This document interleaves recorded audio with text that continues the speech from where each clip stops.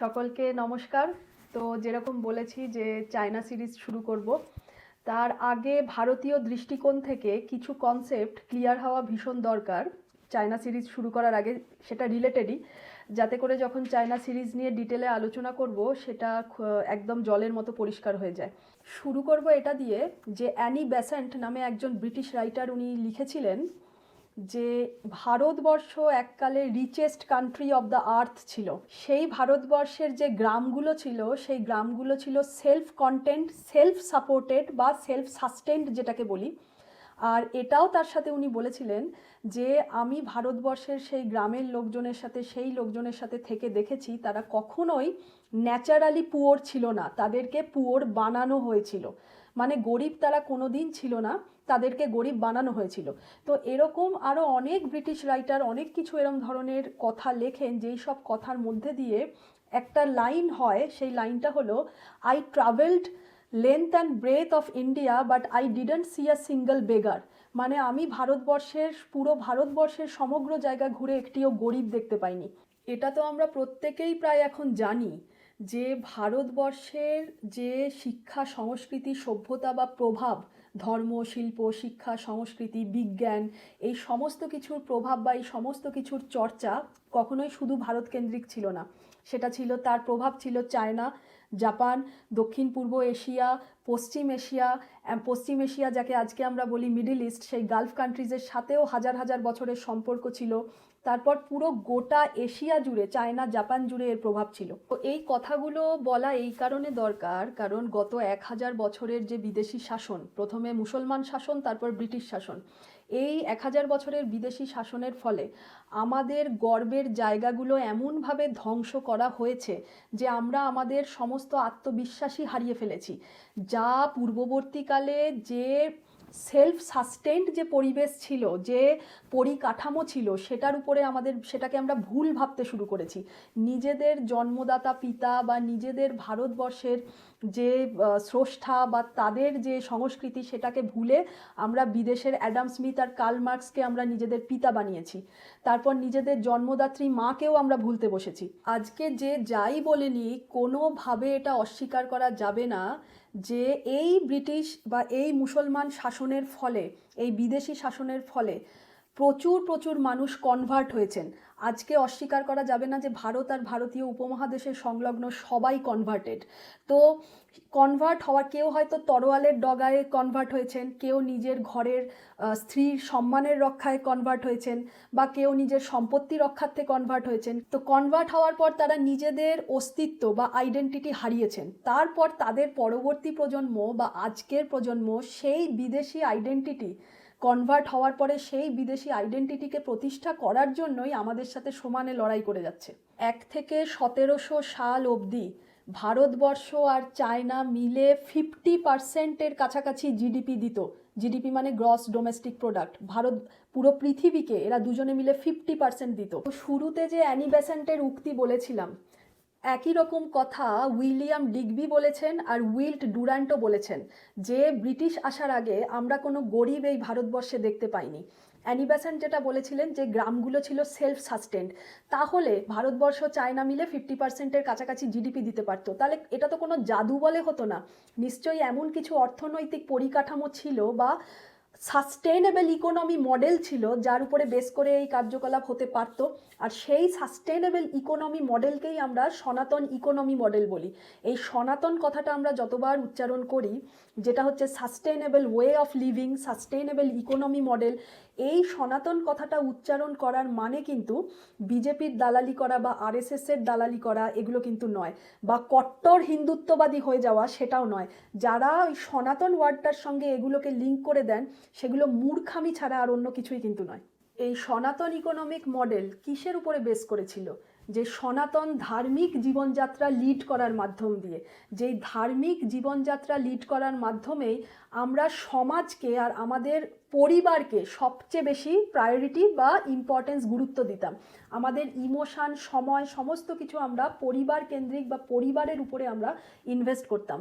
কিন্তু পরবর্তীকালে কি হলো, যেটা কিনা যার জন্যই এই ধার্মিক জীবনযাত্রা লিড করার ফলেই কিন্তু 1 থেকে 1700 সাল, যেটা রিটেন হিস্ট্রি এই কারণেই বলছি, যেটা রিটেন আছে, কেউ অস্বীকার করতে পারবে না। যদিও তার আগেও এই রিটেন হিস্ট্রির আগেও এই সনাতন ইকোনমিক মডেলই ফলো হয়েছে, যেই মডেল রামায়ণ, মহাভারত, গীতা সমস্ত কিছুতে যেটা বলা হয়েছে, যেটাকে কমিউনিস্টরা আবার ইচ্ছা করে মাইথোলজির নাম দিয়েছে। তো সেসবের, তাই আমি সেদিকে যাচ্ছি না।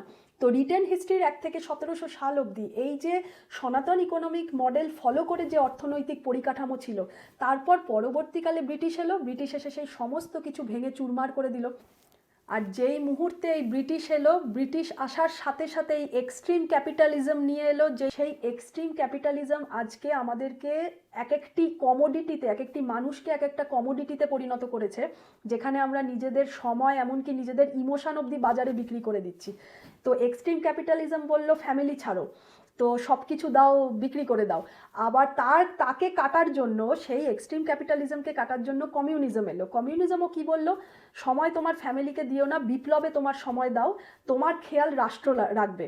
এই ক্যাপিটালিজম আর কমিউনিজম, এই দুটোর সাথেই কিন্তু ভারতবর্ষের ইকোনমিক মডেল যেটা বেস, তার কোনো সম্পর্ক নেই। দুটোকেই আমদানি করা হয়েছিল ইউরোপ থেকে, ইউরোপের খ্রিস্টান সমাজ থেকে। এবারে আসবো সবচেয়ে গুরুত্বপূর্ণ টপিক, যেটা হচ্ছে ওয়ান লাইফ কনসেপ্ট, মানে একটাই জীবন, তার ধারণা। অ্যাব্রাহামিক রিলিজিয়ান কারা? খ্রিস্টান, ইসলাম, জিউস এবং আরও কিছু কিছু আছে। তো এদের সাথেই, এরা যেটা ওয়ান লাইফ কনসেপ্ট নিয়ে চলে, তাদের সাথে আমাদের সনাতন ইকোনমি মডেল খাড়া করার যে সনাতন ধার্মিক প্রসিডিওর, তার পার্থক্য কোথায়? যে সনাতন ধর্ম, সনাতন ধার্মিক লাইফ, সেটা চলে পরবর্তী জীবন নিয়ে, যে আবার জন্ম নিয়ে, পরবর্তী জন্ম নিয়ে।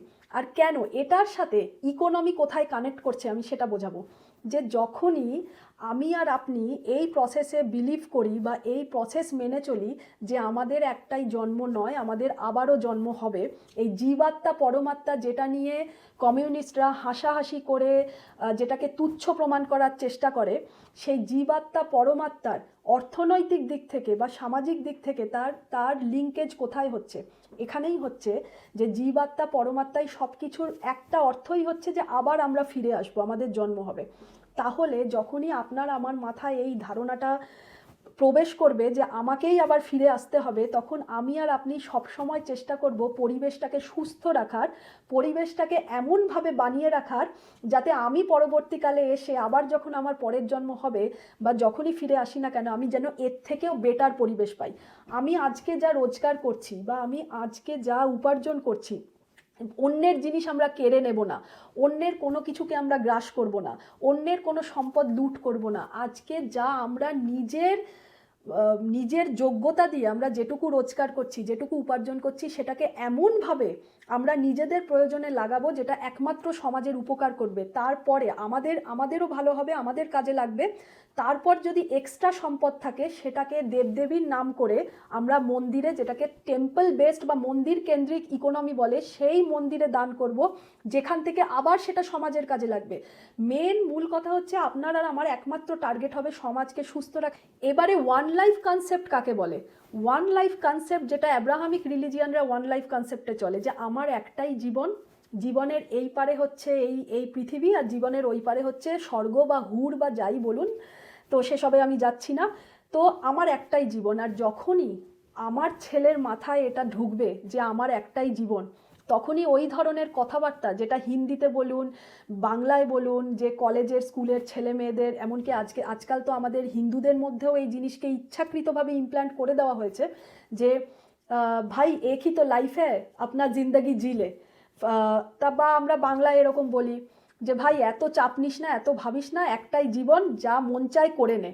এই যে ধারণাটাকে ইমপ্লিমেন্ট করা হয়েছে, এটা কিন্তু আমাদের সনাতন ইকোনমিক মডেলের কোনো ধারণা বা কোনো প্রসেস নয়। এখনই আমার মাথার মধ্যে একবার এটা ঢুকে যাবে যে এটা আমার একটাই জীবন, আর সেই জীবনে আমার সমস্ত চাহিদা আকাঙ্ক্ষা পূরণ করতেই হবে, তাহলে সেই চাহিদা আকাঙ্ক্ষা পূরণ করার জন্য আমি এক্সট্রিম লেভেল অবধিও কিন্তু যেতে পারি। তাতে পরবর্তীকালে সমাজের ক্ষতি হচ্ছে, সমাজ ধ্বংস হয়ে যাচ্ছে কি থাকছে, তাতে আমার কিচ্ছু এসে যায় না, কারণ আমি তো আর ফিরে আসছি না।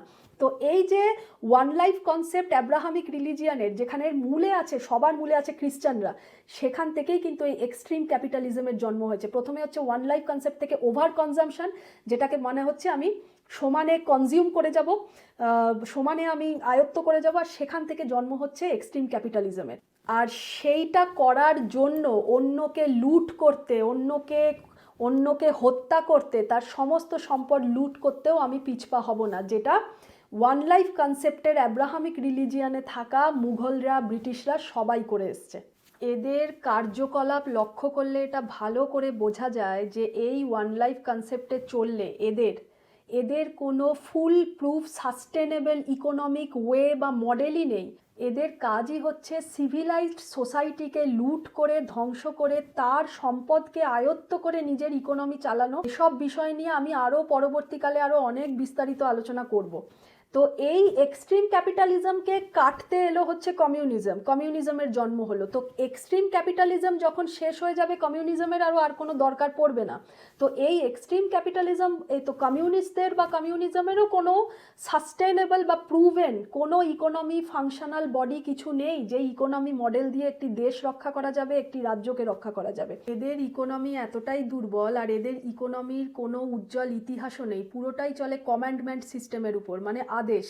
এই কমান্ডমেন্ট সিস্টেমের মাধ্যমে মব কালচার, লোক জড়ো করবে, তারপর ধার্মিক অর্থনীতি লুট করবে, যা আগে মুঘলদের সময় করেছে মোহাম্মদ ঘোরি আর মোহাম্মদ গজনি, আর পরবর্তীকালে ব্রিটিশের ইস্ট ইন্ডিয়া কোম্পানি। আর কমিউনিজমকে যদি ব্যাখ্যা করা যায়, এটাও একটা মব কালচার, এটাও একটা কমান্ডমেন্ট, সেই আদেশের উপরেই চলে। এরা কি করে, সেই এক্সট্রিম ক্যাপিটালিজমের যে অতিরিক্ত লুট করা সম্পদ, সেটাকে আবার সেখান থেকে কেড়ে নিয়ে আবার সেখান থেকে সেখানের থেকে ফ্রি বীজ দেওয়া। তো দুজনেই চলে, দুজনেরই কোনো ফুল প্রুফ ইকোনমি মডেল কিন্তু নেই।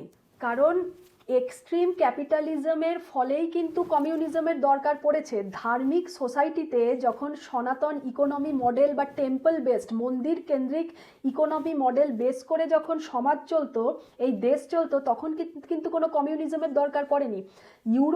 ইউরোপের এই অ্যাব্রাহামিক রিলিজিয়ান, এই ওয়ান লাইফ কনসেপ্টে বিশ্বাস করা খ্রিস্টানরা যখন অতিরিক্ত পরিমাণে ক্যাপিটালিজম করে সমস্ত সম্পদ লুট করলো, তো সেই অতিরিক্ত ক্যাপিটালিজমের ফলেই কিন্তু এই কমিউনিজমের জন্ম নিল ইউরোপে।